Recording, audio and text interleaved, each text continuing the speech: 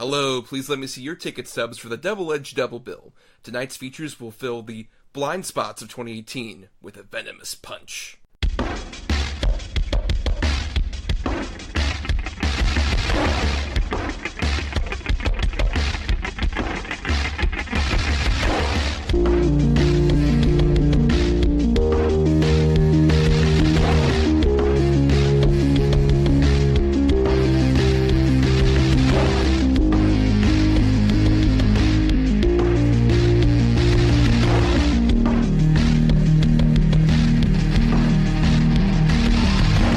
Each week, Adam Thomas and Thomas Mariani will come to the table to discuss the randomly selected yin and yang of a double feature.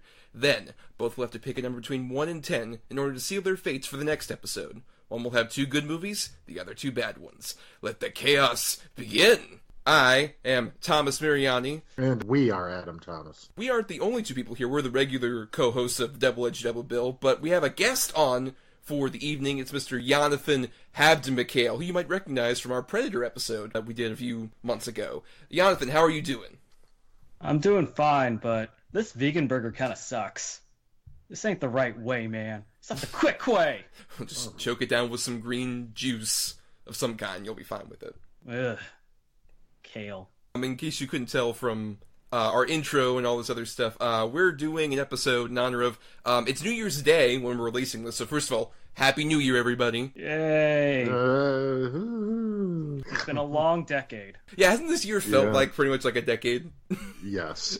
Most years you're like, wow, that went by so fast, and it's like, oh fuck, 2018's still going? Why? Why is this happening? Well, we all hope 2019's better for not just us, but all of you out there, of course, listening. And we're still going to celebrate, though, that even though 2018 was pretty rocky in most respects, it was a pretty good film year overall, I'd say. I would say people kind of dog on certain aspects of film, like certain blockbusters weren't so great near the end, with some exceptions, and certain genres weren't up to par, but overall, it's been good. And I had you on, actually, Jonathan, because I said at the end of our last episode that I had definitely seen a lot of 2018 movies. I would argue you probably have seen more than I have, because you go out to the theater even more than I do. Yeah, it really helped in the first half of the year. Movie Pass was a big boon, but yeah, I'm now touching at 120 right now for 2018 movies. Either in theaters or on Netflix. Yeah, I'm around in the 90s or so, and I think Adam has like maybe a handful? I'd say you could probably take away 100 from either of your score. Negative 20. Yeah. But yeah, so we're doing a 2018 wrap-up episode here, and in honor of that, at the end of our last episode, our spoofs episode, we ended up picking a good feature, which was Blindspotting from my choices, and the bad feature, Venom, from Adam's choices. So we'll be going into both of those this evening. We'll also have some feedback to read, and at the very end of this episode, we will do the picking, which, as we kind of mentioned in our intro, we both have picks for our next topic for next episode. Well, I have 2 bad ones, Adam has 2 good ones, and we'll have Yonathan pick a number between 1 and 10 for both those choices. So stick around to the very end of the episode for that. But let's get into our main feature discussion. First off, we are doing our good feature, which is Blindspotting. Blindspotting. It's all about how you can look at something and there can be another thing there you aren't seeing. You are a convicted felon. Nobody is misreading you, Colin. Yeah, I know. Stop! You don't feel it like we do. To feel it, it has to be you. Stop pointing that at me. They're not loaded, bruh. Those are for sure loaded. Okay. Blindspotting, rated R, in select cities July 20th. So like I said, this is one of my choices, and it is a film that came out in July of 2018, stars and is written by Raphael Cassell and Daveed Diggs, who Daveed Diggs you might recognize as one in that Hamilton show that all your rich friends probably saw in New York. Mm-hmm. Oh, and maybe someone else here on the panel actually saw it, but though I don't believe Daveed Diggs was on when you actually saw Hamilton, right? Oh, no, he was not. He was far gone from that. but he's been in stuff like he was on Kimmy Schmidt for a season or 2. He played Kimmy Schmidt's love interest for a bit. And he's been on other things. You might recognize the guy. He's been around. Yeah, I recognize him from that bike movie that HBO did. You know what I'm talking about with where Daveed Diggs played the young Danny Glover? Was this the Andy Samberg parody thing? Yeah, David Diggs Yes, was the young okay. Andy. Okay. He's the young daddy. Oh yeah. And you know what, by the way, we should probably say, we don't usually talk spoiler warnings or anything, because we usually cover older movies on the show. But we definitely wouldn't instill that for this episode, since they're more recent movies. And I'll say that Blindspotting goes into certain ways and directions you wouldn't necessarily anticipate. I agree with that. Yeah, I mean, I agree. It's, you know, I got a couple things with it, but I agree. It was not what I expected. For the Well, most you know what, part. I want to open the table a bit more for you to keep talking, Adam, because this wasn't a movie you were pretty much aware of when I brought it up. And I want to get your first impressions. What did you think of Blindspotting? You know, I liked it. Yeah, I was only aware of it because I saw like a trailer once or twice on like a top 10 movies you might have missed this year type of deal, which, you know, all 10 of them were movies I missed this year. So I liked it. I thought the acting was fantastic. I thought the cinematography was really good. The dialogue was great. It's just, I've seen this type of movie several times. Like I was telling my wife after I watched it, if this movie would have came out 10 to 15 years ago, even, this would have been easily one of my favorite movies. If it had came out right around the same time as, like, even though they're not really comparable, but they kind of are, but like SLC Punk or, you know, a movie of that ilk, then it would have really, really been up there for me. Now it's good. It's just I've seen it. You guys are probably going to rip me a new one on this one, but I kind of expected that. Well, Yonathan, why don't you continue this train of thought by explaining how Adam's wrong? All right. I honestly feel like there are few movies that go into gentrification and actually talk about systemic racial politics while also making it a personal story. There are movies that even came out this year that people are hailing for, like Black Klansman and Green Book. However, I feel like those movies, they either talk about one aspect of the two things, so as systemic and personal issues, but the main problem is they're both in the past. They talk about past stuff, which a lot of people don't seem to acknowledge, especially with the act of gentrification, as we're dealing with reverse white flight, as we're getting far more hipsters and just people from Wisconsin going into cities like New York, San Francisco, Oakland, even Austin, Texas, and it's changing things where people who are local are conflicting with that. We don't see stories like this because people kind of prefer thinking of those types of issues are in the past, being this whole post-racial world. And I really love the fact that it focuses on a Wigger character, and it doesn't make him a joke. It actually shows him as a human being. Right, and you're referring to Raphael Cassell's character, which I guess we should do a basic plot synopsis for those who might not have seen it, which, as Adam mentioned, might be a lot of you out there. Basically, we follow mainly Colin Hoskins, who's David Diggs' character, who is on the last few days of his probation after he had a whole assault charge, which we find out later on what the circumstances of that were. And he's on probation. He's got just 3 days left at the start of the movie to finish off his probation. And his best friend is Miles, played by Raphael Cassell. And they both work as movers for this sort of lower rent company. David Diggs is just kind of trying to live his life. It's very much a slice of life movie about living in Oakland. He has to deal with, like, his ex-girlfriend is the main counter girl at this moving place, Val, played by Jania Gavenkar. There's also a whole thing where Colin witnesses a police shooting involving Ethan Embry as a police officer that goes on. And it's just Colin's trying to live his life in Oakland, and they talk about stuff like the gentrification, as you mentioned. And I think that's what I really like about this, too, is I would say less like SLC Punk that Adam was mentioning. I would compare it more to the early works of a Spike Lee. There's a lot of, like, Do the Right Thing, where she's got to have it in this movie. Good point. Yeah. Yeah, it feels a lot more like that, but in, I think, a really good way, because it feels like these guys who actually did grow up in Oakland and Berkeley, California, respectively, with David Diggs and Raphael Cassell, who, like I said, wrote the movie. It feels very much like they know this environment. I could easily see a lesser screenwriter steering this into more like Boys from the Hood territory, or other sort of like, oh, this is what an urban crime thriller has to be, as opposed to like, no, this is just two guys hanging out, living their lives, just trying to survive, and especially in David Diggs' case, trying to just like get through his probation so he can just, you know, move on with his life and do something more, even though at the same time it's weighing on him a lot about, like, can I really move on in the society? Is it going to allow me to the opportunity to go somewhere higher than where I'm currently at? at the moment, and I agree with Yonathan. I think it covers especially a lot more modern issues about gentrification that I haven't seen in a lot of, like, especially more Oscar-heavy movies that would try to cover the subject. And I think it does a really great job of that through just, like, these characters living their lives. It's not preachy in that way. They go into, like, the quick stop kind of place. They're just like, hey, what's this fucking green drink? What's this bullshit? That wasn't around when, like, we were kids. That's not what this is. And there's sort of, like, that nostalgia that's there, which at the same time is also, especially for Raphael Cassel, kind of his undoing as things going along. And his, like, negative impulses really come out. Oh, I definitely agree. It's even here in the Sacramento area. Like, you could just go to a place and you just start seeing weird, like, either craft brewery stores or even just restaurants serving boxed water. Like, it's those little things that show that there's a place that changes over time. I was telling Thomas, like, last year when Lady Bird was going on, everyone was all hyped up about that. The whole story was that this girl wants to go out to a metropolis, but there are hipsters walking around in places that used to be predominantly POC neighborhoods in Sacramento alone.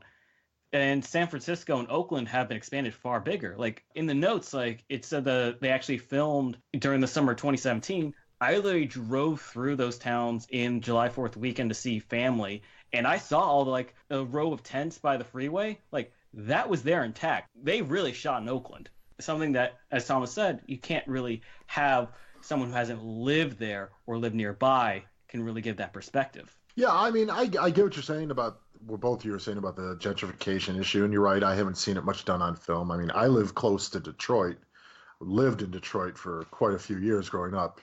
It's there big time, too. I mean, there's a fucking Wahlburgers and an axe-throwing bar down there. It's pretty crazy, but again, like I said at the top of the show, I do really like this movie, and I do, like Yonathan brought up about Miles' character. Yes, he's a white guy who talks with a black accent and dresses a hip-hop style and all that stuff, but I like that there's even a line of dialogue where he explains that it's dangerous for him to even act like this. Like, he feels out of place even from both sides when him and Daveed Diggs are arguing in the parking lot after the party. You know, he's like, you think it's easy for you? What about me? I don't fit in down here, blah, blah, blah, blah, blah. Daveed Diggs tell him, like, yeah, but that's the problem. You are the problem down here, but everyone's going to look at me and think it's me. I think it's a very smartly written movie. I think it's very poignant. It does make a lot of good points, and it's not really in your face at all. Because the fact of the matter, what sparks the whole chain of events, just turn on the news. It happens every day almost, and it's a shame. But I just still get out the fucking acting in this movie. God, even from Ethan Embry and his little scene. You could tell the source material, they took pride in it. They were proud of what they wrote, and they put it on screen. They definitely had something to say, and I do feel they accomplished what they set out to do. If there was one thing I really enjoy about Blindspotting is the lighting. Like, in the streets, the color of the street lamps highlights all of the characters that matter. You have this warmth and feel of being in a city, which in a lot of other urban settings in film are always staged in the same almost white LED overcast lights that you expect on a set. Even in the scenes like the party, like, it has this blue that shines through, and you actually feel like the awkwardness of these two natives dealing with all these transplants, as they call them, hanging out, eating goat cheese and vegan burgers. And listening to fake Ed Sheeran when they walked in. That was so funny. It's great, but it feels real because just with the lighting alone, like, it actually feels like a place rather than a set. Yeah, we haven't credited the director as Carlos Lopez Estrada, and I haven't seen his other films, but I do really agree that I think it's really well lit, and also it's filmed so personally in a way that I've seen some people criticize, like, oh, this feels more like a play. And I would argue that his direction bounties about what could just be a play. This could be done on the stage pretty easily, but I think he makes it cinematic with a lot of, like, the montages, and the lighting, as Yonathan mentioned, I think make it far more cinematic than it could have potentially been. When they try to have almost like a Shakespearean moment, like you have Miles trying to sell the hair straighteners, or when he's trying to sell the boat, like, it gets close up on his face, and then it switches off to show as if like a giant audience like he's projecting into a theatrical audience. I love that fucking barbershop scene, especially I don't even like suspense films. Fuck Alfred Hitchcock. Great. That's the thing we haven't mentioned really. Like, this movie covers heavy subject matter, but it's hysterical. That's really what I loved about this movie. It's a comedy drama, but it really is like the comedy gets you invested in the character, so that the drama really hits hard. Do you know who played the shop owner, Mama Liz? Tisha Campbell, man, from Martin. Yes. Mm-hmm. Yeah. From Martin and my favorite movie of all time, Little Shop of Horrors, as well. Oh, that's right. Yep. She's one of the Greek chorus. Yep. There are other fun people that appear too, like Wayne Knight. I like his small appearance when they're moving his stuff. He has the two photographs that are framed. It's like, oh no, we can't have them facing each other. And Raphael just like turns it around. I love the theming of facing people, because there was a lot of conversations that you see that are more casual to each other's side, like they're not facing each other. Or if one and not actually meet each other's eyes, it's more like they're facing their general direction, but it's never eyes meeting. It's when the serious stuff happens, when either the characters are framed like they're facing each other, like Val and Colin in their call, or Miles and Colin when they're actually confronting at that warehouse parking spot. Like, it's the whole thing of the theme of Blindspotting. I don't know if you want to go further into that with the whole vase and the faces, but like, it's just beautiful. Well, no, yeah, I mean, I like how the movie introduces terminology, like you're talking about, like the actual term blindspotting, which obviously is a big factor for like all these characters, like as Val explains later on about. Well, it's like blindspotting is when you look at something and you immediately see what your brain is programmed to see, while missing entirely another aspect of whatever you're looking at, which is, you have a visual example with like the whole, it's either a vase or two faces. And I do agree, I love how they utilize a lot of that stuff, and how it really affects the characters. It's very pointed, but at the same time, I don't think it makes it any less impactful. I think it's important because blind spot is actually a term that a lot of people don't know. It's great that it's actually used in this way so people can understand when we talk about stuff like implicit bias. It's not saying that you're constantly in the state of whatever your prejudice is. You don't hate or fear like in a mentally active state. It's just deep within your mind, and you need it to be pointed out, and you have to reprogram your mind to actually see both images. Right. One of the better examples of it even is him walking down the street after their fight with the gun in his pocket, and then of course the cop almost stops him and then drives off. I don't know if that's the greatest example, but it's just, I don't know, man. I feel like it didn't connect with me on that major of a level. I just think it was a good movie, but I do understand everything you guys are saying, and I definitely do think this is one that's going to have to be a rewatch for me. You got to figure I had just got done watching our next feature and then tried to watch this one, so I was kind of like, oh. Our next feature takes a lot out of somebody. We'll get into that in a moment. But I think what really impacted me with it is it's a lot like the blind spotting element that we've been talking about. That's something that even you mentioned the scene where it's Daveed Diggs and Raphael Cassell arguing with each other in the middle of that like vacant lot. Honestly, like, it brought up a point that I'm a white person, I never quite considered, which is how, when I bring up the use of the N-word, and how Raphael Cassell is called that word, but never stops to think, hey, I should not have somebody call me that because of the implicit meaning of that word. Even if I'm not black, that still was, like, insulting that I'm willing to, like, be called that word. Right. I never thought of it that way either, man, no, to be honest. I didn't either. And now, Yonathan, I don't know, this is not a visual medium. Yonathan is a black person. I think you can school us on this. Yeah, easily. It's just that we don't have the time to go into deep history of 30-some years of dealing with various versions of it. Because, yeah, going to a liberal college town and just walking down the street, and then a dude just says, I just don't want to say it in recording, so I'm just going to say the N-word. But when someone says the N-word to me, and this is a person who lives in a place that people think are all just a hive mind of liberal people, it just really shows that there is that idiocy that people have to think that everyone is cut from the same cloth, which is also the main point of Blindspotting. Because this is taking place in Oakland. That's Northern California. Northern California has a very strong population of Trump supporters. Spoilers, guys. This is not like coast to coast pot smoking hippies dancing around under redwoods. Like, there's a lot of different people, and they have a lot of different feelings and ideas, and it's strong. Reagan was our governor. That's very clear, especially I like the fact that a main reason why they also wanted to depict Oakland and this, like, area is because in most places where you see, like, Oakland or, like, a Northern California area, it's, like, Full House. Oh, yeah, definitely. You mean it's not like that? I have to sit you down.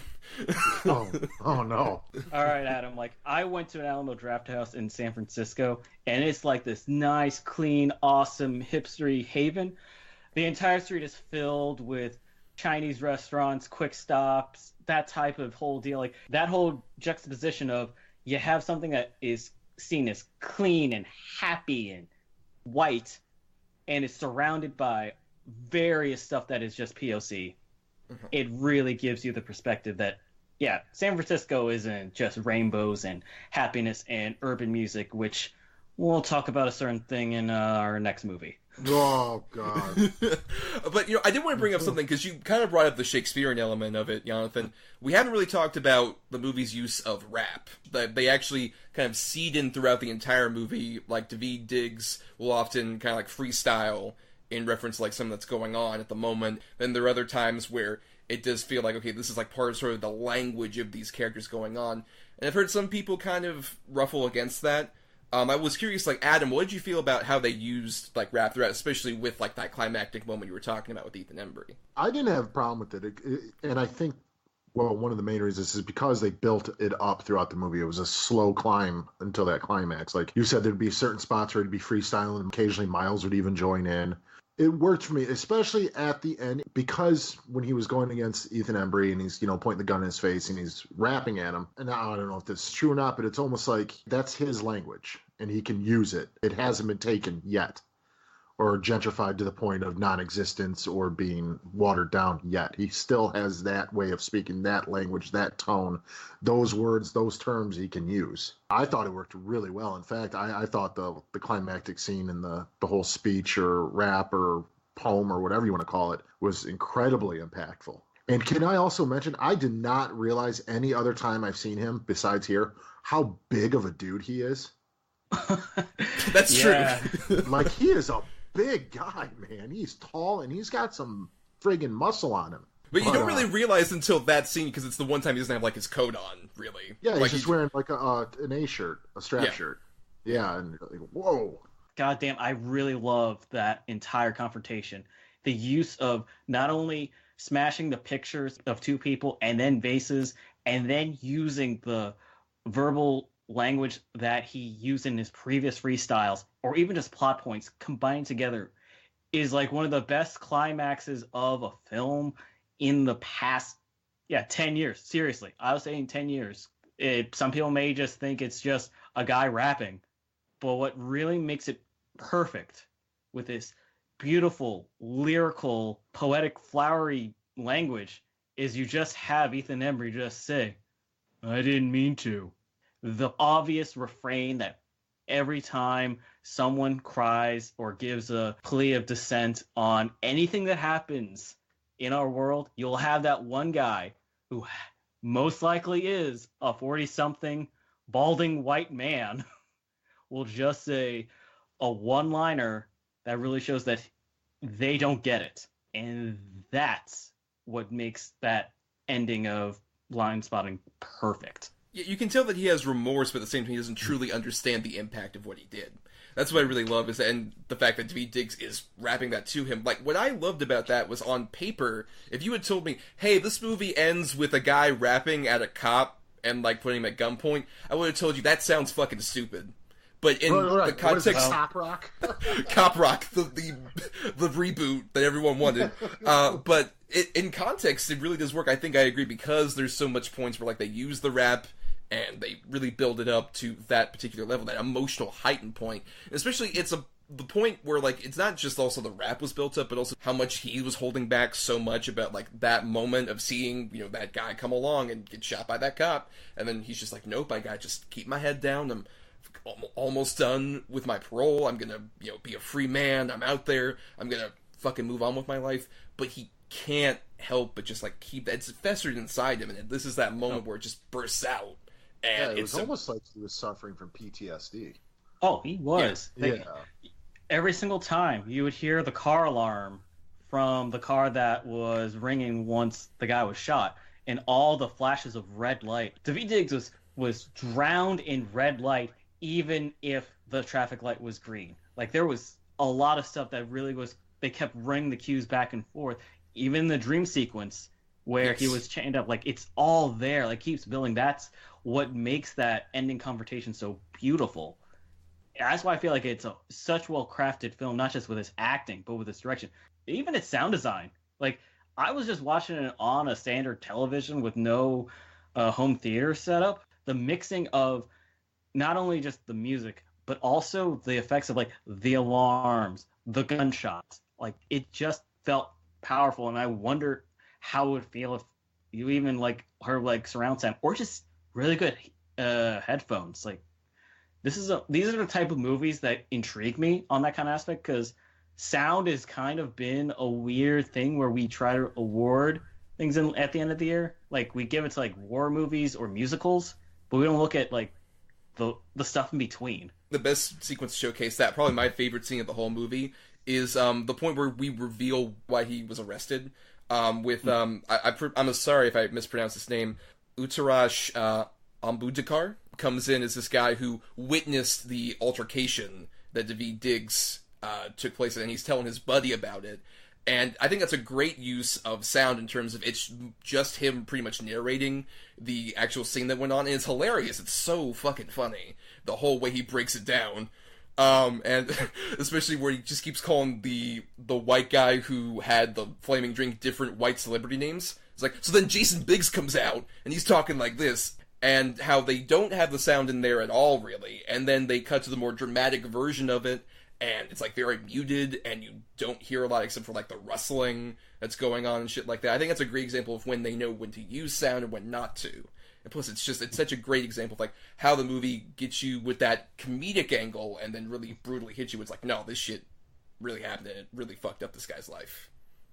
It kind of puts in perspective all those Louise narrations in another Bay Area movie, the Ant-Man films. Both in Sacramento. I was just going to say, I got a very, very Ant-Man vibe off that. I mean, not that either of them did them better. I mean, they are completely different, but I definitely was reminded of that, for sure. Nor first. Yeah, it's just most famous. That's all. Right. I love it because it, as Thomas said, it goes into the comedic retelling, and then we get the end where it is actually the worst thing that has ever happened in Colin's life, as Val sees him as a thug. Yeah, this is probably the only time I will refer to a black person as a thug. Yeah, because it's brutal behavior, and it feels so much unlike this guy that we've come to know this whole movie. You can tell how much he's changed just by the progression between that flashback, like the way he's acted the whole movie. You can tell there's been, like, so much from that event that really spearheaded his development as a person.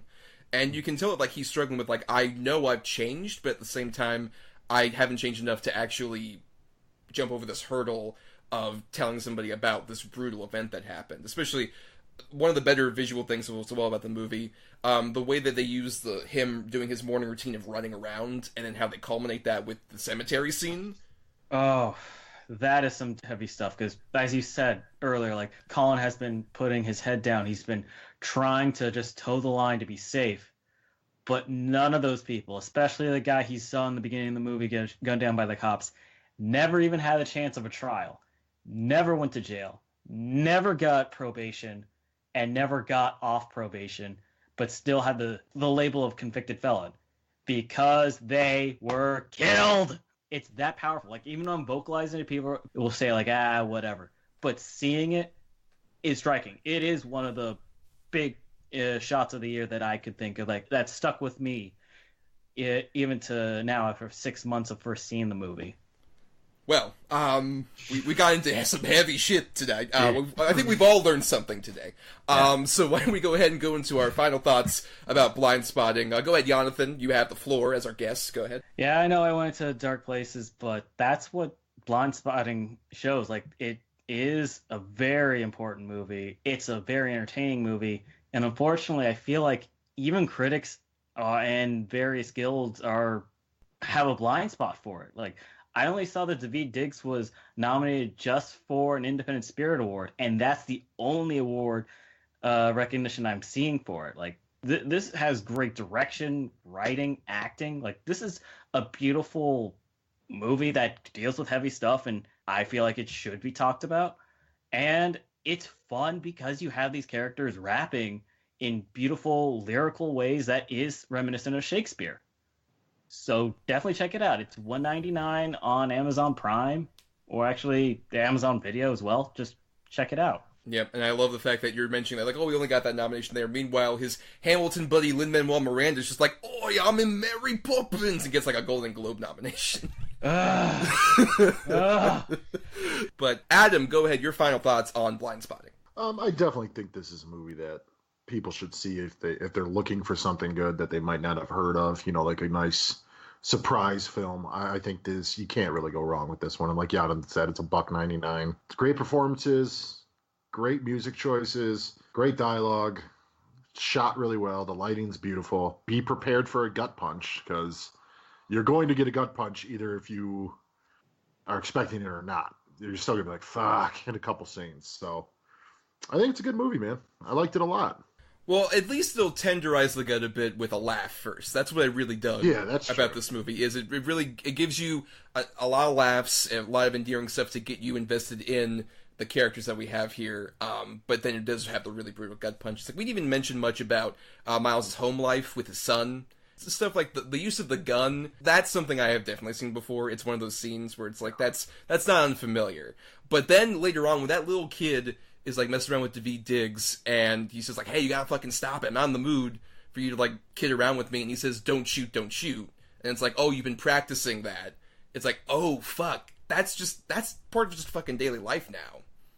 That's the sad thing, is that kids have to be told about this, especially, quite frankly, young, kids of color have to learn to do shit like that. Like, as, our world changes and grows, it often regresses at the same time. And I think this Blindspotting is a great example of that, where it shows it from a much more sort of like character-focused perspective from all these characters. I really fell in love with like all these people in this environment. But at the same time, it made me think about just things I never thought of, like, especially like we mentioned, that whole conversation in that back alley, I think is a great example of how the movie has endeared you so much to these characters that when you have to stop and realize, like, oh shit, this guy who I was laughing about, having fun with, like, how he has the same tattoo as the hipster dude who has the party, which I love that bit, is doing fucked up shit and putting his friend at risk. And he hasn't even thought of, like, the cultural way that he doesn't care about the use of, one of the ugliest words in the English language. And I love how all that's conveyed in this movie. It is one of my favorites. It's not my favorite movie of the year, but it's in like a top 3-5 angle around there. It's going to be one that when I eventually do a best of list, which will be later in January, because I got to do a bit more catch up, it will definitely be there. And it's one I, like my compatriots mentioned here, well worth watching. Not like it's super long either. Was 97 minutes or something like that? Yeah, it's also pretty short. It is short. Good. Yeah. Unfortunately, I probably won't even put it in my top 10 because there are a lot of great movies. It is definitely in my top 20. It will stay there because there's a lot of great stuff that you should check out. Like, not just from directors of color. There's a lot of good stuff this year. That's all I'll say. Yeah. But yeah, to transition from that, let's talk about the other side of this coin, which is the 2018 Marvel adaptation, Venom. Or as I like to call it, Wig. My favorite alternate title.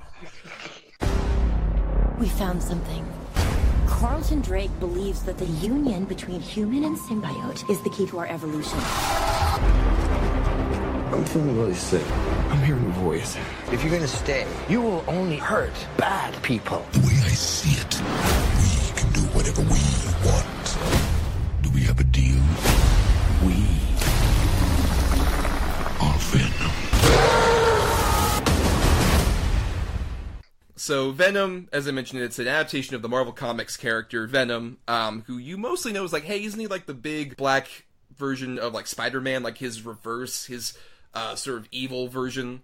And it's like, yeah, but the problem is that Sony Pictures did this without the collaboration of Marvel, and they're like, no, we got Tom Holland doing Spider-Man shit, we don't want you to fucking put him in this movie. So like, okay, let's just try and do a movie about Eddie Brock, as played by Tom Hardy here. And basically the premise of this movie is that Eddie Brock is an investigative reporter who ends up getting sacked because he tries to bring down this Elon Musk-type inventor dude who gets his girlfriend fired, Michelle Williams, from her lawyer job. And a few months later, he comes across the Venom symbiote in this secret lab that he tries to break into with the help of scientist Jenny Slate, because perfect casting. And he is taken over by the symbiote, which is also voiced by Tom Hardy, that adopts the name of Venom. And so the two of them basically have a symbiotic relationship where, one basically gets the Venom creature close enough to feed and all this other stuff. And that's, I think, the most of a plot synopsis you can do, because I think a problem with Venom is that it's like 10 different movies in one movie. Uh-huh. Oh, boy. Well, go ahead, take the floor, Adam, with your first thoughts. Well, I do think there is some fun to be had in this movie, especially when it's just Tom Hardy and the symbiote talking to each other or whatever. Even some of the lines I did get a chuckle out of. And Tom Hardy, for, everything that this movie is trying at least somewhat with physical, movement and stuff. There's certain characters in this movie that they shouldn't even be in fucking, there's no point. Jenny Slate, one of them. Do nothing with her. They just throw her in that room and they're like, is she dead? I have no idea. Michelle Williams, complete waste. No need. And her hair. It's just like, what the fuck was going on with that hair? I thought Riz Ahmed was, he was fine in it. Oh, I disagree. I'm saying as far as... Okay, let's put it this way. The first half that he was in, I liked him. The second half, especially once he got mustache twirling evil even more, I'm like, okay, this is just... He has no emotion. Riz Ahmed during the first half is one of my favorite bad moments of the movie. He comes across a tour of, kids exploring, his, Elon Musk factory, whatever the fuck. This little girl is just like, I have a question. And all the kids are like, oh, don't ask a question, boo. And he's like, hey, now, we can't silence people that question things. Because you know what? You and me, little girl, we question things. And I implore you to ask a question. Oh, wait, I have to leave. Never mind your question. Goodbye, everybody. That was her whole point. Jenny Slate was there to answer the little girl's question. Which never got answered. Yeah. It's just... I never liked the character for the most part, either. I did read enough of it, and I definitely remember from, the cartoon and stuff like that. I just find it to be a boring character to begin with, so... When they were talking about making a full film of this, it's like, just what? Why? And no mention of Spider-Man. Get the fuck out of here with this. It's just a misfire. What do you mean, Adam? They had Jameson as an astronaut. See? Oh, wink, wink. And Eddie ran out of New York. Don't you like references instead of character? Well, Yonathan, I can tell you love the movie, so why don't you go into your first thoughts? All right, I'll be fair. I don't hate Venom as much as the people who hate Venom, because this movie is just a composite of all of the early 2000s movie tropes that plagued superhero movies until The Dark Knight and Iron Man cleansed everyone's palates into actually liking good superhero movies. I can't hate it as much as I hated Spider-Man 3, because this is just a relic. There are other good movies around here, but this is still not good because this still was rewarded by so much money worldwide. Oh, ridiculous. It's the 5th highest grossing film of 2018 worldwide. This movie made almost $1 billion. That's the problem. This movie is so dull. It has a montage of Eddie Brock going around San Francisco checking out pride parades and people protesting and all this stuff to a rap song.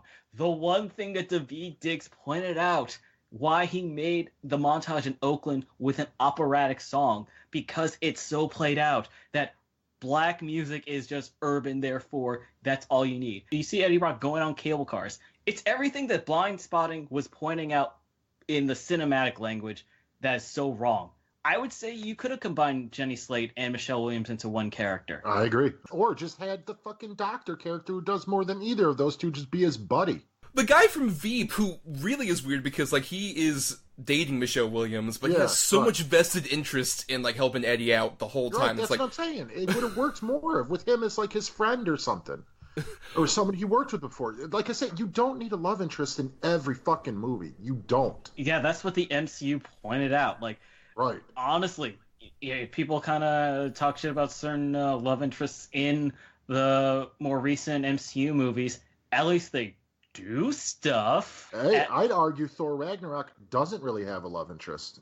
I was going to defend Jane from the previous Thor movies because she was a scientist that had an active role in the movies instead of just a Venom caddy. Well, let's save that. I definitely want to go into that. That's one of the more interesting moments. That's the thing is, when I first watched this movie, I still shared this main thing that, like, keeps me from loathing it, which is I was never bored during Venom. Venom is consistently at least engaging on a why are we making this decision level, where, like, every single time they switch genres or focus on some really weird subplot, I'm not sure why they did. It's fascinating to watch. It is like watching a fucking train wreck. But it's like, imagine a train where, like, every single car on the train is, like, a completely different model and make and design and style. And it just all is meshing together into one massive, like, boulder of metal. That's pretty much Venom, and that's fascinating. It's not good. I watched 5 movies from this year over the last 5 days, just to bone up a little bit. And this was not the worst one out of the 5. So I can at least say that. Right, and I can see why it would be somewhat successful. Not 5th highest grossing movie of the fucking year. No, that's successful. insane.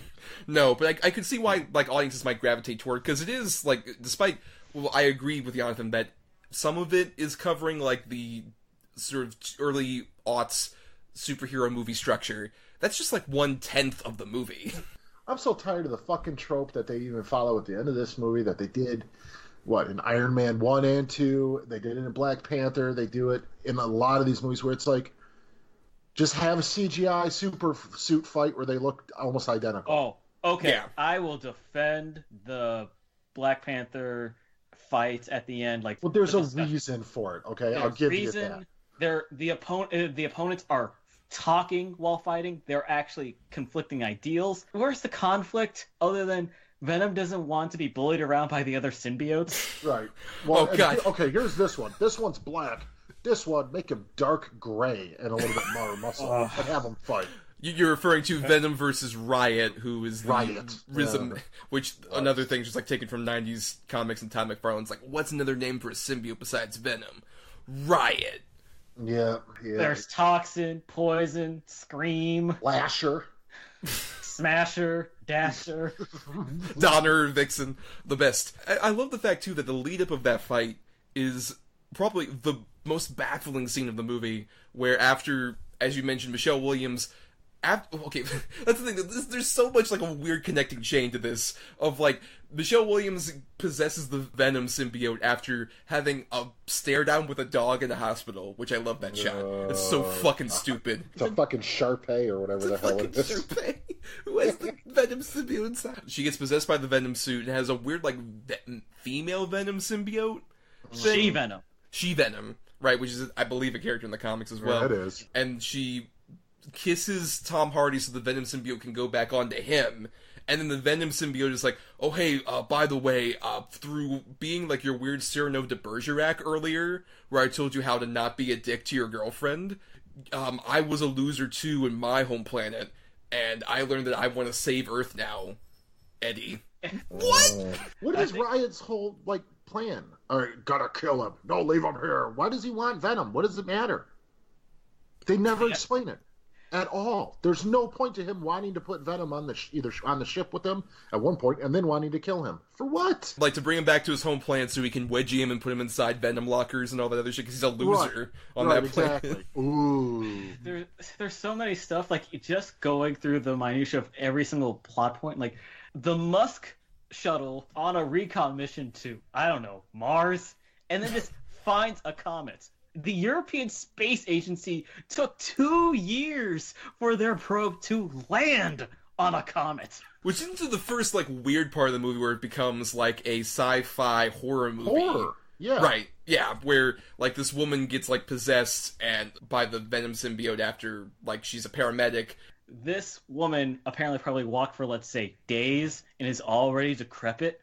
So Riot possesses the old woman who is just leaning in onto her walking cane and stays with her for 6 months. Well, I think that the thing was like she was a compatible host. I mean, of course, it just so happens that fake Elon Musk is a perfect host, but so is Michelle Williams, right? And a dog.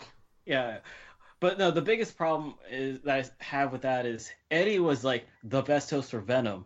He was an okay guy that got sick really quickly, but this old woman who was basically a foot in the grave is completely fine with Riot and can last for 6 months. Maybe you should have done the 6-month time skip before the paramedic possessed the old woman.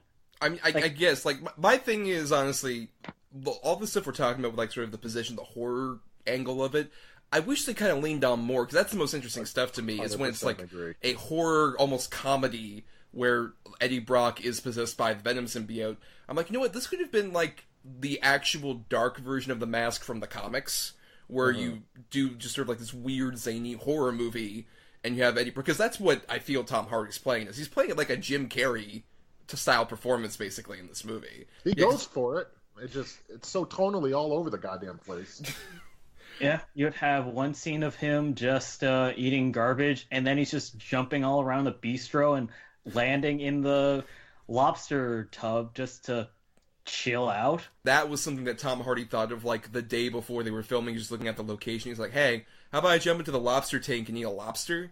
And Ruben Fleischer, the director, was just like, you know what, Tom wants to do it, I love this improvisation, let's do it. And so they had to, like, scrounge up to make, like, a fake lobster in 24 hours before they filmed that scene. And honestly, it works, because that's, like, probably the best scene of the movie, where it's like Liar Liar. But and she didn't take long to shack up with that doctor, either. It was 6 months. That's not that long. They were engaged. Yeah, it's dumb. It's dumb. Yeah. It's really dumb. You'd be forgiven given the fact that it happens within, I don't know, the first 12 minutes of the fucking movie, that their whole relationship falls apart. Yeah. And then I want to address it, and I feel I have to. The stinger. I don't know if we want to get into it quite yet. That's the dessert you save for the end of the meal. That's okay. But all right. But I do want to get back to, we mentioned that Tom Hardy in Venom, it's probably the best part of the movie. I think the effects work on Venom is actually pretty well done. It looks like Venom, and also I do like how it, like, slinks around, like there's the whole scene where he confronts Hardy about, like, I'm gonna make you do whatever the fuck I want. You're along for this ride. Wish we had way more of just that interaction, because Tom Hardy playing off of himself is honestly really fun to watch. I agree. It's reminiscent of the two Fassbenders in Alien Covenant. Also, the only good thing in that sci-fi horror movie. Yeah, I'd say that was the best part for sure. The CGI to me didn't look great. I got to be honest, especially the motorcycle chase scene was outrageously dumb. I mean, it was fucking ridiculous. Where he's fucking going up the sidewalk and all the cars are blowing up right next to him. Just like, what the fuck's even happening? He's so obviously just superimposed. Yeah, obviously, but the concerns I have is, why haven't the police, alerted that, or put an APB on not Musk? Because it's clearly his drones blowing up, creating blue fire, like superheated stuff. You don't even need Detective Gumshoe to connect that Eddie Brock named names that were on files that were sent to his fiancée. You don't need Columbo even for this nonsense. Wish we had Columbo. At least there'd have been something a little more entertaining. I could see Tom Hardy kind of playing Columbo, though. I could see it. Just one more thing. Venom. Venom's got the penis. And we should, of course, I'm referencing the Eminem song. Oh, God. To fully crystallize this is like an early 2000s superhero movie. 100%. I was expecting like System of a Down or Papa Roach to all of a sudden start playing.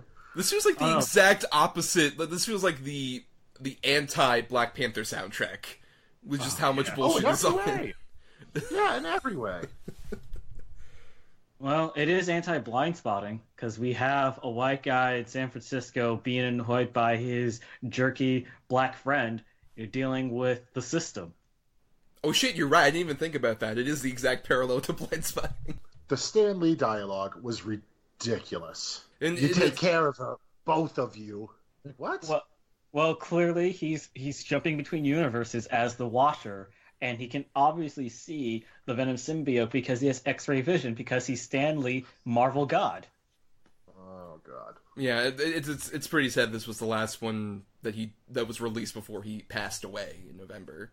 That's a shame. But I will say, Spider-Man Into the Spider-Verse is the exact opposite of this movie in like every way, including their Stan Lee cameo is light years ahead.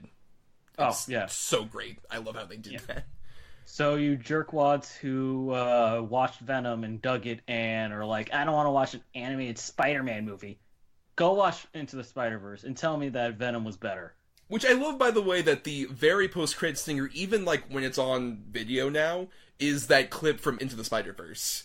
That is just randomly. I didn't even stick around for that because I'm like, I'll just see that movie in like fucking 2 months. Of course, we should mention though, between that and our ending with, by the way, also one of my favorite bad lines of the movie. Hey Eddie, I'm sorry about Venom. Really? You didn't like? Oh, she doesn't know that we're gonna win her back. I mean, that was also bad. Also, of course, my favorite bad bit of dialogue in the whole movie is during the big rocket ship explosion where Eddie has to ADR badly. Venom, no! As he's fucking falling. I was dying in the theater at that, but not as much as at our mid-credit stinger, which was what Adam was referencing. You know what, Adam? You're so gung-ho. Why don't you describe this mid-credit stinger for everyone out there who might not have seen it? All right. So right before the end, Eddie alludes to he gets this big assignment, a big interview. So you see him drive up to a prison. And if you're a comic book fan, you already kind of know where this is headed. He walks in. He's like going to meet this serial killer who's even writing, welcome Eddie in blood on the wall. And you see it's Woody Harrelson, which is kind of cool. Woody Harrelson, oh, sweet. He's wearing a fucking clown wig, first of all. I mean, it's ridiculous. It looks like they took the Pennywise wig and gave it a perm. Like... Oh, you're being nice. Yeah, no, it's like the Walmart, Ronald McDonald, or not Ronald, like Burger Clown costume. Yes, Burger Clown. Wig. Hey, you know what? I thought Woody Harrelson did a great job as Little Orphan Annie. I think it was such a great reveal. The sun will come out, Eddie, and there'll like be carnage. Like a Samwise Gamgee fan wig. But then when I get out, and I will get out, there's got to be carnage. Oh, no. Because he's playing Cletus Cassidy. Get it, guys? In case you needed that to be spelled out to you. I was holding back laughter in the theater, but that mid-credit scene was like, I just didn't give a shit. I was fucking laughing while while my audience was so invested in what was going on here. I just couldn't stop fucking laughing at that stupid garbage wig. Woody Harrelson has been wearing wigs in movies for quite a while now. The guy has no fucking hair. I mean, granted, his Hunger Games wig was just about as bad. You can't put a decent wig on this guy with this budget. The money went to blue fire and drones and motorcycle chases. We're not going to put it in character costumes. Like, Michelle Williams had a fake wig. I know. Why? To be fair, wig technology has not progressed that much in the last 200 years. It's progressed more than... It's a problem of, like, it's definitely the wrong wig. Like, you could have easily not made it like this Kyle Broflovsky from South Park sort of fro. Super red. Super red. And just like, you could have easily just had, even like if you did a red version of the Hunger Games wig that he had. Sure. Why not? Better. That would have been better. Fine. Versus having this, it's so indicative of like everything that's wrong with like the sort of teasing of a sequel, and especially like a mid-credit stinger. It feels like it's a parody of one of those fucking mid-credit stingers. And it also it's very clear that Ruben Fleischer, who previously directed Zombieland, was like, hey, Woody, you want me to call you in a favor? I want to cast you maybe as Carnage, if this actually goes anywhere. Sure, why not? And but I $1 billion later, it's gonna happen. Probably, and I also face off of Tom Hardy versus Woody Harrelson. I don't see how their personalities would clash that much. Not at all. How are they going to introduce the Carnage symbiote? Is it going to be like Venom births Carnage, or is he going to come on another space rock? Because that could be the conflict. Or he's already got it in him. Or something. I think that might be the case, because you mentioned Jenny Slate earlier, who inexplicably, like, there's like a reel missing where it's like she gets locked in a room with a symbiote and then gets covered by it, and then later on they're like, hey, this symbiote left, and you see like her dead body in, like, the far right-hand corner. I wouldn't be surprised if it's, like, a case of that, like, oh, it got out of its containment, and now it's inside Cletus Cassidy as he's, like, escaping prison. Like, that's the opening of Venom 2. He's getting released from, or he's escaping prison, and then he gets engulfed by this Carnage symbiote. Or they put him in the chair, which they don't use anymore, and it doesn't kill him because he's got the fucking symbiote or some bullshit. We put a sponge on top and it didn't work. You know what? No, wait. I got it. They actually don't use that. They do use lethal injection, but the Carnage symbiote is inside of the shot. I'm calling it. Fucking 2021 when they do the Venom sequel. That probably makes them scare. Oh, God. So I was like, yeah, I can believe that. So, yeah, prisoners with Carnage symbiotes, and Cletus Cassidy's leading them all, and Venom's all, oh, I don't know what to do. These guys are killing people, but they're my family. Or some bullshit. Something like that. It's Vin Diesel also. But he is a big hulking bald creature. Exactly, the biggest hulking bald creature of all. But I do want to, before we close out with our final thoughts, I did want to ask, so Sony put this as sort of like a Hail Mary pass for like, hey, we want to do, our sort of Spider-Man villains universe. They've been kind of teasing for a while that they're going to do with, like, there was like that Black Cat movie they were talking about, and Silver Sable, amongst other things. With this being a massive success, they're probably going to go forward with that. Given their history of, like, coming up with ideas and then not executing them very well, and then as a result, not having any plans actually go through, what do we think is the potential future? Like, what do we think Sony should do and what they'll end up doing with this weird conceit? Well, we know that Morbius is coming. The Jared Leto vampire movie. Yes. God. Ugh. I think, honestly, what I think is going to happen, I think this is going to go the same route as the Fox X-Men movies, where they're just going to keep pumping this shit out, and people are going to get so much fatigue from it, and it's going to get so convoluted and crazy that eventually Marvel will get the rights back, and then we won't have it for a while, and then they'll start pumping them out again. I can't see them righting this ship. This is now technically their, 7th movie in the Spider-Man universe? I would say 7th attempt at a live-action Spider-Man movie. That's right. Okay, I'll give you that. 7th attempt at a live-action Spider-Man universe movie. And out of 7, there's been arguably 2, maybe 3 that have been worth a damn, counting Homecoming and maybe the first 2 Raimi films. Well, live action, yeah. But if we were going to include it also into the Spider-Verse, that's number 4, and it's the number 1 of those 4. No, I agree. I think Into the Spider-Verse, that's the thing. It's so great, and it gave me so much more hope for, potentially, them doing this. And it's a shame that, they released it as we're recording this, it's still in the middle of, that sort of post-Christmas box office plunge that happened, where it's like, hey, let's release 8 different big studio movies at once, guys, and it'll be fine. It does seem to be the one, it's not doing badly, but at the same time, I don't know if it's going to be big enough to where they kind of keep doing Into the Spider-Verse movies, and I hope they do. I would so much rather have them do animated Spider-Man movies than this weird villain thing they're doing. But what about you, Yonathan? Honestly, I would say that they'll try to push Morbius and then maybe go to Kraven. But I will definitely say we will have a Venom trilogy.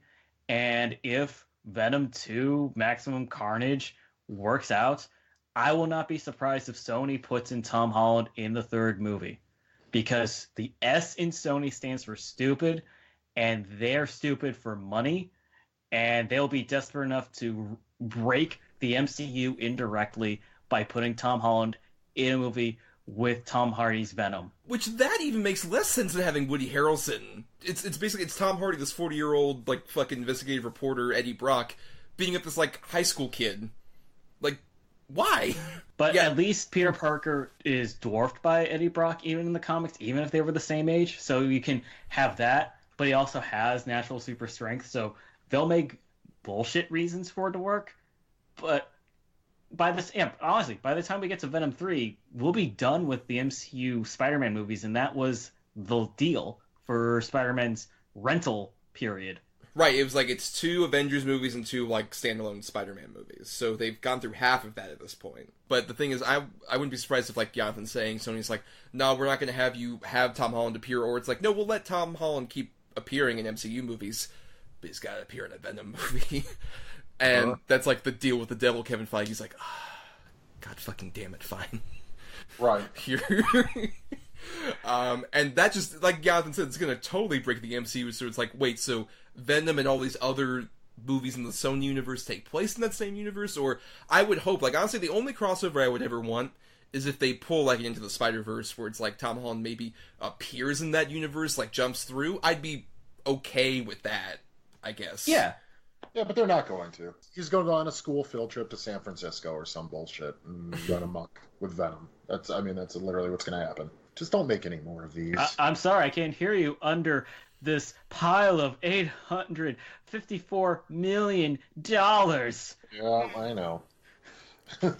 Oh, I'm sorry, I have $100 bills in my ears. Could you repeat that, please? Well, I'm just going to get in my final. Yeah, go ahead with your final thoughts, Adam, on this. This isn't as bad as I expected it to be, but I also expected it to be the worst thing I've ever seen. So it wasn't as bad. I think there are some funny moments in it. There's some good ideas. Just nothing is done to the best of that they could have. Like, there's no proper execution in this movie. It's just a garbled mess of ideas that it just feels like a cash grab movie. They knew by title alone they were going to make money on it. So why pay any attention or give care to dynamic characters or cohesive plot? And that's exactly what happened here. Yonathan. As we said, this is not the worst movie of the year. It's not even bottom 10. It's close, but not there. Honestly, there's a contingency of people who actually genuinely like this movie, and I feel like they're desperate just to see Venom on screen. Like, we got a better looking Venom than Spider-Man 3. We got Eddie Brock that was more interesting, I guess. But at the price of go through this dreck, just feels sad. Like, it really shows no care in the actual creation of this film, and that I've seen in even the weakest of the MCU movies.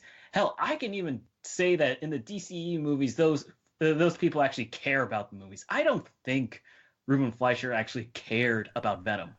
Like, I don't feel like he did, because it really doesn't show in any of the actors other than Tom Hardy's performance. You know, I'd argue that he did. I think Ruben Fleischer did care. I think Sony cared more about getting a product out. Just for the fact of the matter that there's rumored, almost an hour of footage on the cutting room floor. Well, what was said was Tom Hardy was asked, hey, Tom Hardy, what was your favorite scene to film? And he said, they're all scenes that aren't in the movie. There's like 30 to 40 minutes worth of scenes that aren't in the movie. All of them. Mad puppeteering scenes, dark comedy scenes. You know what I mean? They never made it in. And Sony went after him hard for that. Yep. Because that is also the weird thing is Tom Hardy, despite like Dark Knight Rises, that feels like sort of an exception to the rule, usually doesn't take like sort of mainstream big franchise movies. He takes like weirder choices. And this definitely felt like he was like he did this thing. He's like, all right, fine, I guess I'm contracted to do sequels if this ever makes money, which it won't. And he's like opening weekend, I'm sure he's like, fuck. Yeah. Fuck. God damn it. Damn it. But I'm sorry, Yonathan, we interrupted your final thoughts. Yeah, go ahead. sorry, buddy. Yeah. I really feel like people who don't like animated films, and watch Venom and they're okay with having Tom Hardy cartoonishly going around eating people's food and landing in a lobster tank and say this is serious entertainment because it's a live action actor doing it. Come on.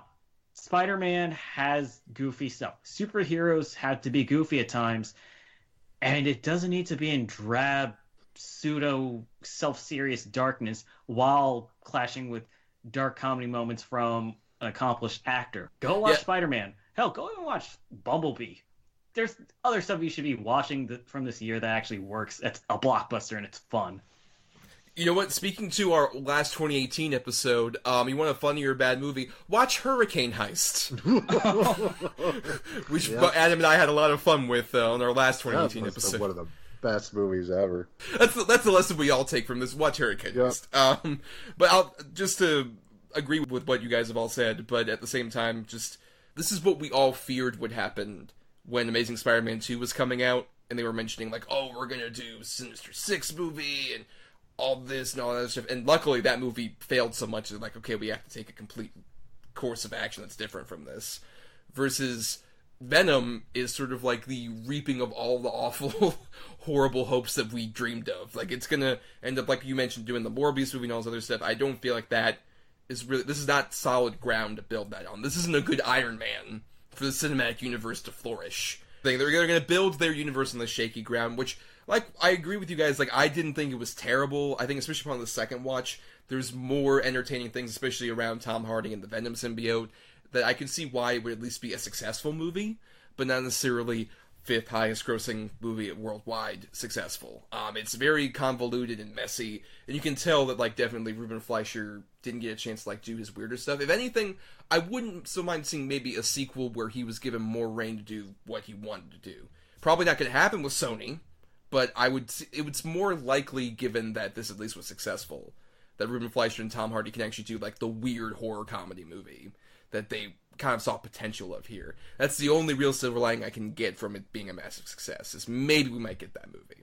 Yeah, I wouldn't hold your breath. No, time will tell how wrong I will be. Before we head out of this episode and get to our pick-in for next week, we want to read some feedback. We asked you all via the Facebook and Twitter page for us at DEDBpod about what were your favorite and least favorite movies of the year. And first we have some friends of the show who I want to share their thoughts on. Shaquille Lambert, who was a previous guest, says, in terms of favorites, this was the most I've struggled with a best of list, because there are too many great things. But I've settled on Blindspotting at the top, glad you're doing it for this episode, as well as Bodied, If Beale Street Could Talk, Into the Spider-Verse, Infinity War, and Black Panther, among many others. Worst, Gotti runs alongside Book of Henry for my favorite complete and total disaster of the decade. But my actual least favorite movie this year is Assassination Nation, the worst form of trying way too hard with little to actually show for it. Oh, I actually really dug Assassination Nation. That was another divisive one. I heard either you like a love or hate it thing, kind of like Venom. But I absolutely understand why people hate it. Like, it is there on screen. I did really love Black Panther. I liked Infinity War. Into the Spider-Verse, definitely. That's one of my favorites of the year. And I really want to see Bodied and If Beale Street Could Talk. If Beale Street Could Talk is the Barry Jenkins movie, and Bodied is the weird, like, rap battle dark comedy from Joseph Kahn. I really want to see both of those. I've heard great things. You can see it on YouTube now. Bodied, I mean. Right, yeah, Bodied it's the YouTube premium movie, which was kind of weird since that kind of collapsed in on itself earlier this year. So it's like you can watch it, but there'll be ads, I guess, at some point in the near future. I don't know. It's weird how that's going around. I'm very deadly curious to see Gotti. I kind of want to watch Gotti before I've toyed with it, man. Mr. John Travolta's favorite fan here, Adam Thomas. That's why I haven't committed. I feel like you need to do a Travolta episode. Nope, no. We've already had 2 movies featuring John Travolta. That's enough. But what about a good Travolta movie? No. I think it's only fair we do at least one good Travolta movie at some point. There are a couple, Adam. Even you can admit there are a couple of them. I will give you, 2. That's good enough. Yeah, that's good enough. But that's good enough for the show that we could do. But Dan Chambos, previous guest, also says, I really liked Predator, but I did not like the Tupac film. One, I believe the Tupac film, I'm not sure what he's talking. Yeah, came out last 2017. It was Borefest. Yeah, so it doesn't technically count for this year. But I did see Predator. I liked Predator. I know that got a lot of hate. That's another one where I think it definitely has studio meddling that kind of ruined the third act of it. 100%. I watched that today. That was one of the 5. It was so disappointing to me. There were so many lines in that where I was just cringing. Get to the choppers. Oh, get the fuck out of here. I'm not defending that. That was pretty terrible. I thought that worked better than in Aliens versus Predator. No, I agree. And then, I'm not even going to repeat the line, but the Tom Jane line to Olivia Munn. Yeah, okay. I'm like, are you fucking kidding me with this? Oh, boy. Yeah. I'm still in Thomas camp with the Predator. It really helps that it was funny, because that's something that we did not have in Predator since the first 2. Even with the choppy editing, I had far more fun with the Predator. Yeah, I mean, I don't necessarily condone the Thomas Jane Tourette character. I have a lot of problems with that. But I like Keegan-Michael Key and Trevante Rhodes and Boyd Holbrook. I think they were a fun part of like that whole ensemble. I thought, like, honestly, it's not until really the spoilers for that movie, the big Predator comes out. That's where I think it really just completely nosedives, and you're like, why the fuck? Especially when Sterling K. Brown is great in that movie. He's just chewing up fucking scenery the whole time. He is so awesome. I wish we had more of him doing that. Instead of, like, also that weird death that he had, where all of a sudden he gets shot by his own arm. Like, what the fuck? I don't know. Casey Gerard, also of previously of the show, at @the_Caser on Twitter, says, Blindspotting, Venom, Hereditary, Slender Man, Sorry to Bother You, Jurassic World Fallen Kingdom, I'm Not a Witch. Oh no, my best ofs got mixed with my worst ofs, and now no one can tell them apart. I think it's pretty easy to tell them apart, buddy. I think you just kind of did every other one. Man, Hereditary. What a stinker. Hereditary is my number 2 movie of the year. Please watch Hereditary. Totally Collect has been snubbed far too long. Hereditary is my favorite movie of the year. I still, like, I said this like on our last 2018 episode, it stayed up there as my favorite. And I've seen it another time since that episode. I fucking love Hereditary. Have you seen that one yet, Adam? I have not. It's coming on Prime this month, though, or next month, so I will finally be able to see it. Yeah. I'm excited. But yeah, Sorry to Bother You was another one of my favorites that he mentioned. Jurassic World Fallen Kingdom's fucking garbage. I'm sure it is. I didn't even bother. Why? Welcome to Jurassic World. Oh, yep, with the Jeff Goldblum cameo, that's literally him in, like, for 5 minutes inside of a courtroom set. It's so great. That sounds horrible. To move on, Brian Kane says, personal bests of the year were A Star Is Born, Hereditary, and part 2 of the Godzilla anime trilogy on Netflix. Venom broke my spirit in a way that I still cannot describe to this day. And I can attest to this because I actually saw Venom with Mr. Kane. He's a local friend of mine. And literally as we were walking out, I was just trying to say, like, so man, that movie, right? It was pretty bad. He's like, I don't want to talk right now, man. And he fucking goes to his car. And I'm like, oh shit, dude. Wow, that really broke your spirit that much. But no, I really did love A Star Is Born as well. And I actually haven't seen the second part of the Godzilla anime thing. Ditto. Like, I loved A Star Is Born. I really was dreading because we kept seeing trailers for it in front of every movie for 6 months. Mm-hmm. It was... Sometimes, also, like, twice in a row, we would see trailers for it. Yeah. Like, I was really afraid of Bradley Cooper's direction. Like, I trusted Lady Gaga, because I know that with the theatricality, she could act. Like, I believe that she could act, and she would write some good songs. Turned out she wrote some really great songs and performed awesomely. But I was not expecting how good of a movie it was. Like, I haven't seen any of the other iterations. I have not seen all of the other iterations of The Star Is Born in full, but from what I've heard, it really is a really good remake of the previous one with Chris Christopherson and Barbara Streisand. Oh yeah, it's like the good version of that terrible one. Yes, I completely agree with that. I watched all the Star Is Borns in preparation for that one, and I'd say it's like my second favorite of them. I still prefer the Judy Garland one slightly more, because that's just like a bigger, larger production, and I think it's like her best performance she's ever done. But I did really dig A Star Is Born. I like the way that, I agree, I think Cooper made a strong sort of director's turn for that, and it's all full of great, like, Sam Elliott and Gaga and all of them. I think it's a really good showcase for all of them, and, you know, she's probably going to win an Oscar in some venue for either the song or her performance. Which she deserves. Yes. Okay. Once again, Adam's line, I haven't seen it. I did see part 1 of the anime Godzilla thing, and I really liked it. I haven't gotten around to part 2 yet, though. Same, so. Yeah. Adrian Cardenas says, Hereditary, A Quiet Place, and Upgrade would be some of my favorites. Death Wish, Winchester, and Apostle were absolutely terrible, in my opinion. Okay. I'll be quick on Apostle. I seem to be the only one who likes it. It's actually a really good take on religious fundamentalism in a secluded cult scenario. Mm-hmm. I just think a lot of people know Gareth Evans from The Raid and just expect him to do more Raid movies. You give it a try. It is a Netflix movie. I've been meaning to watch that one. I'm definitely interested in it. Upgrade would definitely be high on my list. Yeah, I think you made this joke, Yonathan, before it came out that like Venom felt like it would be the Asylum bad remake of Upgrade. Yeah, it Yes. makes sense. Yeah, it's a good way to look at it. Yeah. Down to Logan Marshall Green and Tom Hardy are like doubles. Logan Marshall Green's like not as muscly and burly, but they look very similar. God, I didn't even think of it that. Yeah, no, absolutely. Upgrade is good Venom. Yep.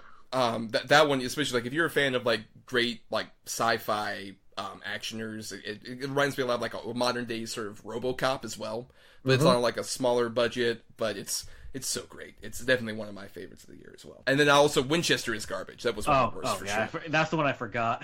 That came out pre-Black Panther. That's how long this year's been.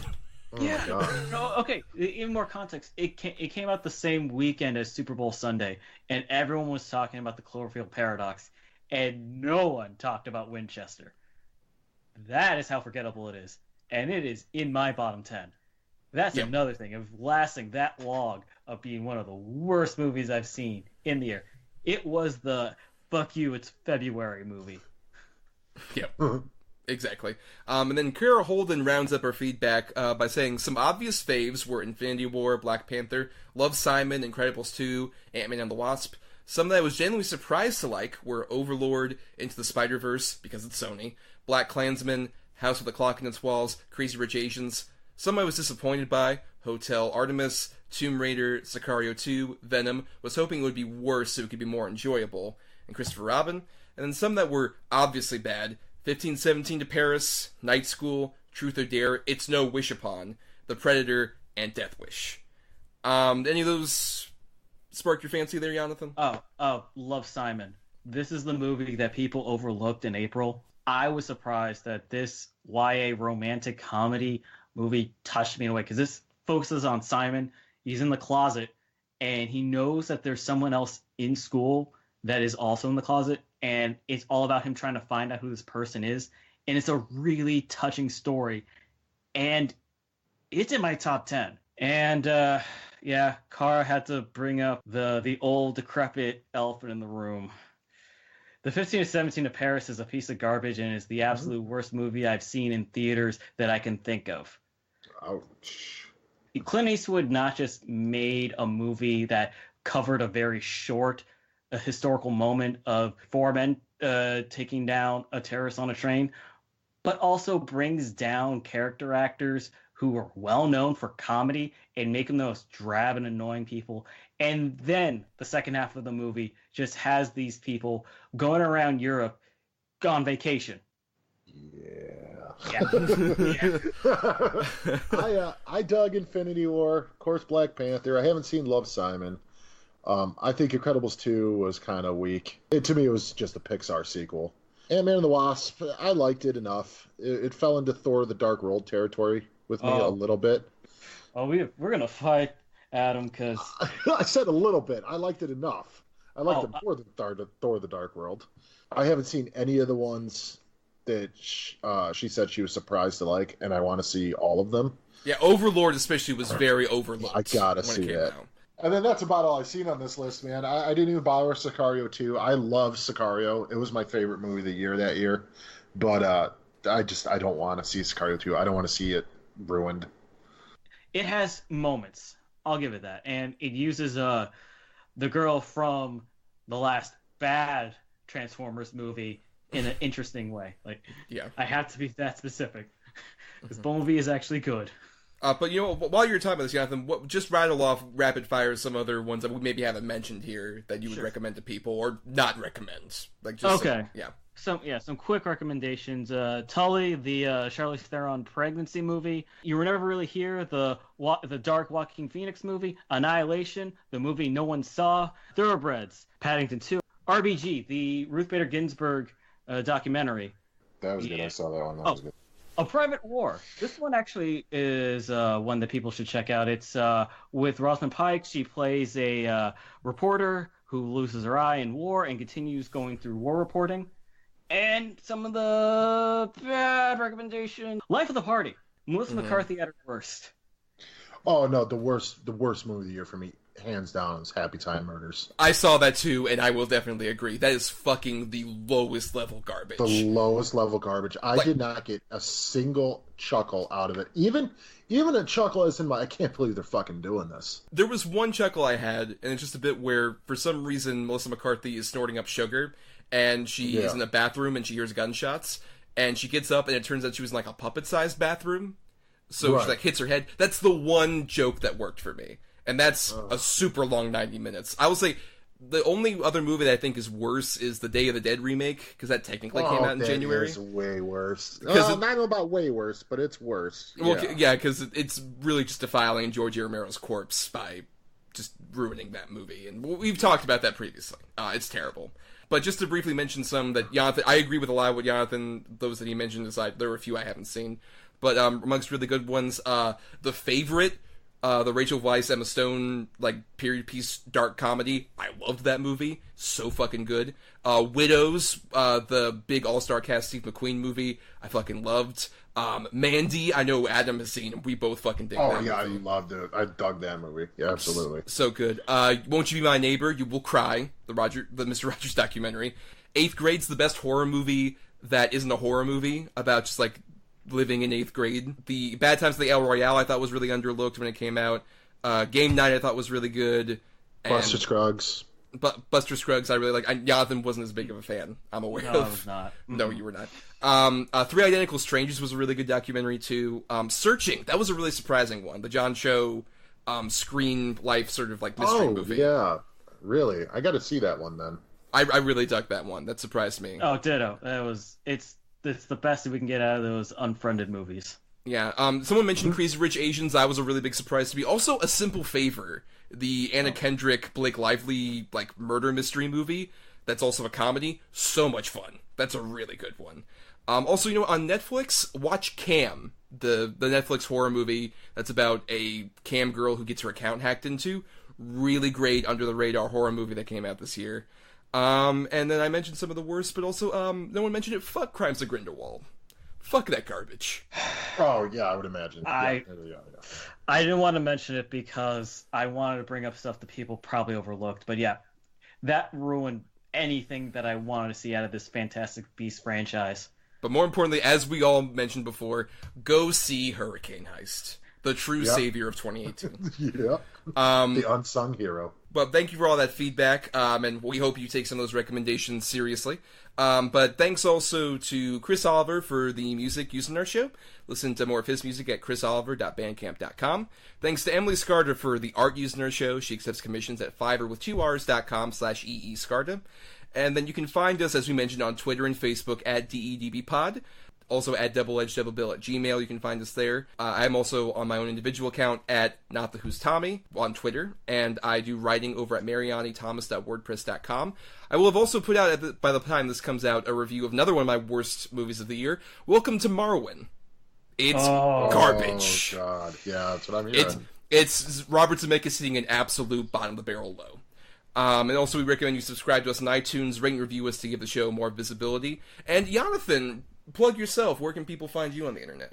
You can find me on Facebook, Yonathan Habtemichael, H-A-B as in boy, T as in tower, E as in Edward, M-I-C-H-A-E-L. Jonathan's with a Y, not a J. And you can also find me on Twitter at black_Gendo, black spelled normally, _G-E-N-D-O.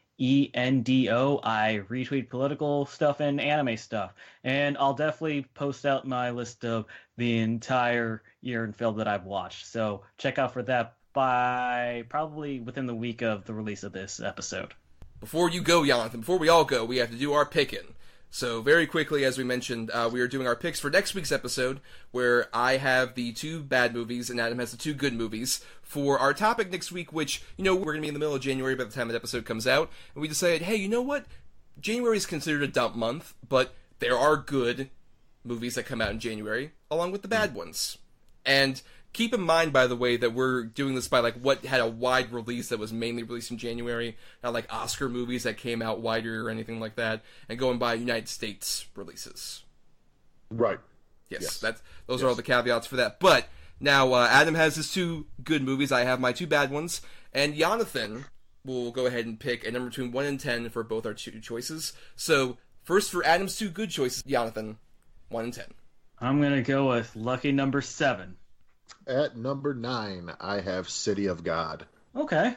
Have you ever seen that, Thomas? I have not. I've heard many things about City of God. Never It's seen a good one. It's about basically children gangs in the favelas in Rio, and it's something. It's a good one. What was your other choice? At number 2, I had Tremors. Oh, God, yeah. The Tremors, yeah, it was actually like the first movie of the 90s, technically. Now for my 2 bad choices. Let's go with number 3. All right. At number 4, I had a curious little movie that kind of predicted where a certain franchise it was ripping off would go. I have 2004's Torque, starring Ice Cube and Adam Scott. Oh no, that is so bad it's good. It's gonna be fun. Oh boy. Exactly why I chose it, Jonathan. Good eye. Fuck. Okay. And then at number 7, I had one that I personally liked, but I know has a very divisive reception. 1994's Cabin Boy, starring Chris Elliott. I like Cabin Boy. It's terrible, but it's one of those good terrible movies. It has its charms, for sure. Yes, I agree. So stay tuned for when we'll talk about City of God and Torque next week. All right, but thank you, Jonathan, for participating and doing that pick. Oh, no problem. It's my favorite part of the podcast. Other than film criticism, discussion, camaraderie. all those little caveats that we do. But on that note, we want to once again wish everybody a Happy New Year, and make sure those hangovers aren't too bad for you. Happy New Year, everybody. Drink a lot of water.